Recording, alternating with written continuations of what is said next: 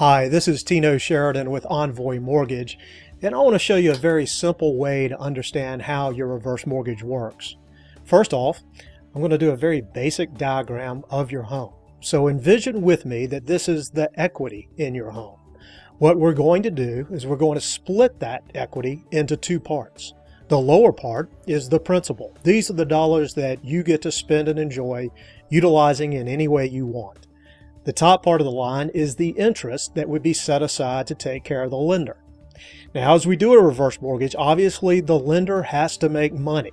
So that portion is going to be reserved for them. It's not that they get it all, it's just reserved for them for future interest payments. I'm going to do an example of a 72-year-old with a $200,000 home. And in that example, under an interest rate assumption that I'm using, the portion available for you is $143,000. Everything above the $143,000 would be reserved for the lender to lend you this money. In the upper left-hand corner, you'll see the interest rate. Interest rates change every week, so you'd have to get a quote to find out what the interest rate would be in order to determine exactly how much money is available to you. Just bear in mind there is interest on a reverse mortgage. You're just not paying it until you move, sell, or pass away. The section below the $143,000, that's all the money that's reserved for you. And there's a portion that's going to go for fees associated with the loan. As shown in the lower left-hand corner, this would include loan origination fees, mortgage insurance premiums to HUD and FHA, appraisals, credit reports, attorney's fees, etc. And all those fees would be lumped here. This would represent all the debts against your home. So maybe you have a $50,000 credit line we need to pay off. There can also be payments to you as shown in the lower right-hand corner. You can take it all at once, you can take it as monthly payments, or you can just access it whenever you need it.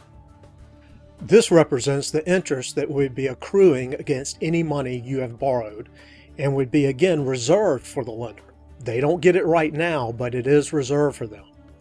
Now, what would happen if your home appreciated? Let's say that $200,000 home appreciated. Well, then you're going to get more money and the lender's going to get more money.